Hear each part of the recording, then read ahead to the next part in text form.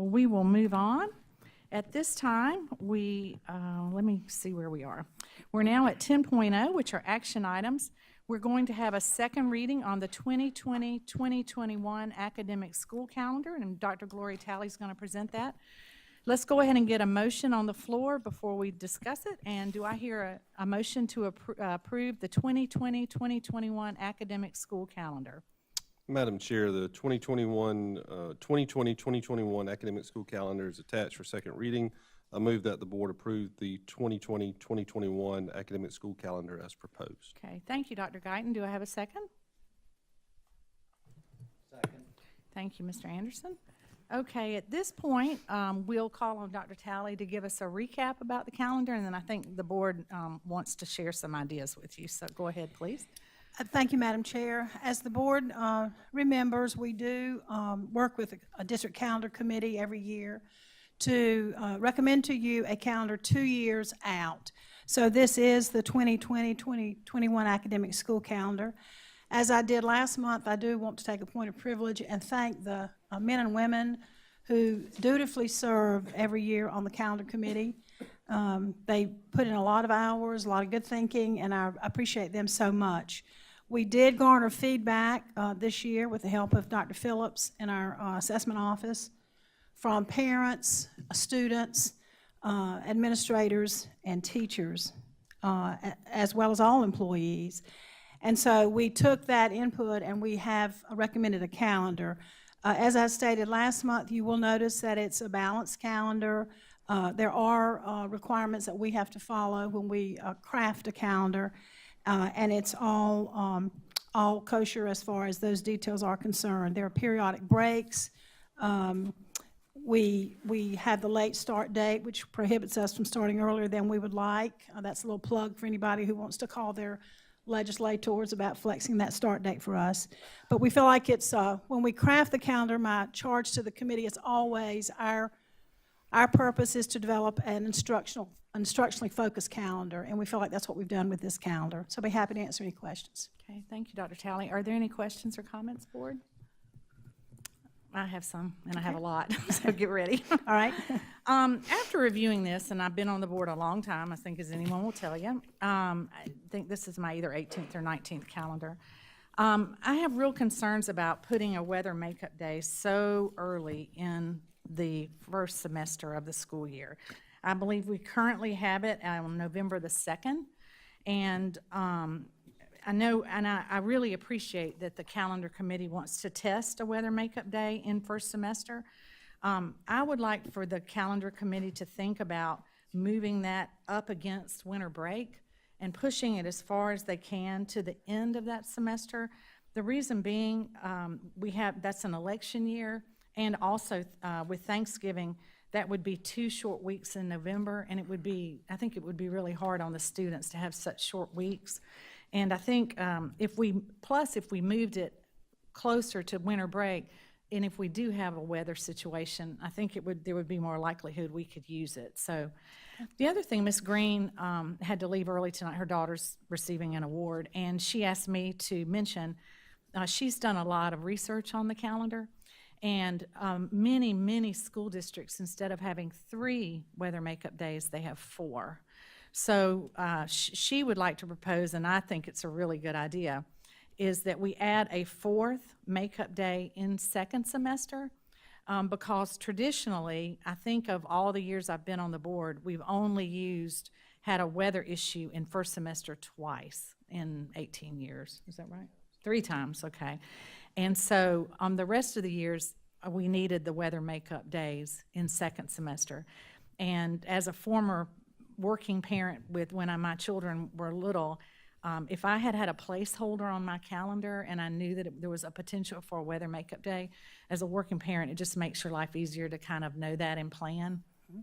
So I think just designating a 4th weather makeup day would be a really good thing for our parents and our teachers, so that everyone knows, because generally speaking, if we do have a hurricane, 1 day is usually not enough. So we need more days to make that time up, and it also gives us some flexibility.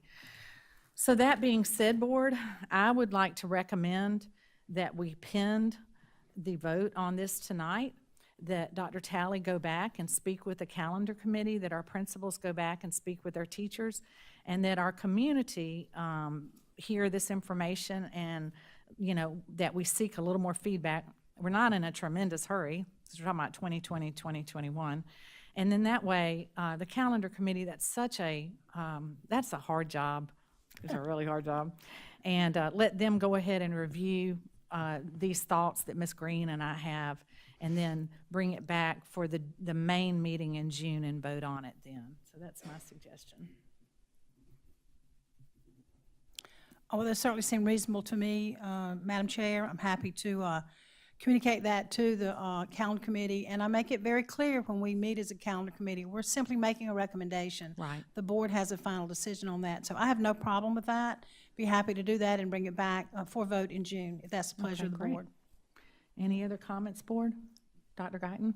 I was just gonna, so we do talk a lot about the start date and the limitations that were under there. If that limitation were removed, what would that look like? Well, first of all, you'd see me doing a happy dance, and a lot of the calendar committee members, because it is restrictive, frankly. So it would mean for us, I think I speak on behalf of our principals and our teachers in the calendar committee, we would love to start school earlier, and it would give us flexibility to have more breaks during the year. And the key for me is to be able to finish exams before winter break. The way we don't have the luxury to do that, and it really prohibits us from what we can do, and that's very popular in our district. However, when you do that, you don't have a balanced calendar. Sure. So those would be the main points, I think. And I'll tell you, Dr. Little and I have talked a lot about it. It's no secret that there's one district in the state that sort of controls this date. We would like just to see the legislature give each district their own flexibility. I feel like what we need in our district perhaps is not what another district might need. Sure. So we would love to have that flexibility, Dr. Guyton. Yes, thank you. So to show you, when's the first day of school on that calendar? So the first day of school here is August 18. All right, so if we had a little flexibility, and this is what we keep trying to talk to our legislature about, we're talking about tweaking this thing. So we're not talking about starting school on August the 1st or somehow starting school on August the 1st and finishing, June 15th. That's not what this is. It's really just shifting it back, really just a handful of days, probably, 7 or 8 days. So, in that particular case, if August the 18th is the first day of school, maybe we would propose it that year to be August the 12th. Just sliding it back just 4 or 5 days, depending on the year when it falls. We just need them to give us a little flexibility and to tweak, especially if we talked about hurricanes. We talked about, our schools are used as evacuation places. And that's a task that we take seriously, that we really embrace that for our citizens. And yet, they don't give us any flexibility, though, to address that. Like in the last couple years that I've been here, fall has been the weather makeup stuff, but actually the days impacted by storms, it's been almost nothing, right? I think the joke this year was it was a hurricane, right? And so we had a number of days before we actually, were impacted by any type of bad weather. So giving us a little flexibility, and that would go a long way. What it would also look like is then we could have some conversations about February and March. So in between January, whenever MLK Day falls, and when spring break falls, that's the other big gap. And teachers and staff and parents as well will tell you that can be a long stretch, especially if there's no break in between, those two areas. And it would give us some flexibility to maybe play with some guaranteed days off, like a Friday here and there that parents could plan for, but also it could kind of give a breather to both students and staff as we make our way to spring break, which is what our first semester looks like, right? I mean, you have breaks every month during the first semester, but when you get to the second semester, there's almost no break for our kids. And I think an argument certainly could be made that just a little bit of flexibility would allow us a lot of benefits. So that's the message really to legislature. We're not trying to revamp the whole deal. We just need a little bit of flexibility. If they could give that to us, it could have a huge impact for our kids and our community. And that district is Horry County. I don't know if she would spell that out for you. So we need to call those folks and say, hey, help us out just a little bit. Gotcha. And also, just to remind everybody, the governor does have the capacity to ask to use our buses, which he has done in the past. So there was one time we had to close our schools when it was perfectly blue outside and not a single cloud because they needed our buses to transport citizens from the coast. So it's kind of a statewide effort whenever we have a big hurricane coming. So any other questions or comments, board? Okay. I'd like to amend, I'm going to make a motion to amend the second reading. So I'm going to make a motion to amend the motion to allow for us to move the voting on this to June and to allow for Dr. Talley to work with her committee, the teachers, the principals, and our community on moving the weather makeup day and also look at adding a fourth weather makeup day on that calendar. So I'd like to make that motion. Do I have a second? Second. Okay. Thank you, Mr. Anderson. Are there any questions or comments regarding the motion? Okay, we'll take a vote on the amendment. All in favor of the amendment as proposed, please say aye. Aye. Any opposed? Okay, so the amendment carries. So at this time, we have pended the motion to approve the budget. So, excuse the calendar. Yeah, thank you. I'm trying to think, I need some help here. We don't do anything with it since we just pended it, right? Who knows Robert's rules? There was an amendment on the floor. And so it was you need approved?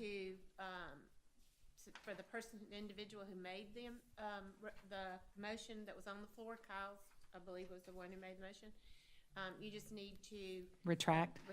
Yeah, Okay, it's just- Mr. Guyton, Dr. Guyton, would you be interested in retracting that motion? I respectfully retract the motion. Okay, thank you, Dr. Guyton, and I believe Mr. Anderson seconded. Do you want to retract it? Okay, great. So tonight, we will not take a vote, and we will pend it, and if I'll ask Dr. Little to make sure that's on the June agenda for us to discuss and vote on. And that'll be June 25th. June 25th. Thank you. Okay, board, we're moving right along. We still have a lot to go, though. 10.2, which are student travel requests. Dr. Talley has presented 17 student travel requests. Do I have a motion to approve 17 student travel requests? So moved. Okay, thank you, Mr. Anderson. Do I have a second? Second. Okay, we'll go with Mr. Oswald on that one. Dr. Talley, is there anything you need to discuss on those 17 travel requests? No, I would like to go back to the other item and just thank the board for your thoughtfulness, for really looking at the calendar and giving it a great deal of thought. I really appreciate that. Thank you. And no, I just, if you looked at the travel requests, if Ms. Green were here, I'm sure she'd say, most of these requests are for competitions, state and national competitions that our students, they just excel, as you saw this evening. June's always a big month for awards and achievements, so just am so thrilled our students have the opportunities that they have to do travel. Thank you. Dr. Talley. We have a motion and a second on the floor regarding 17 student travel requests. All those in favor, please say aye. Aye. Any opposed? The motion carries and it is unanimous.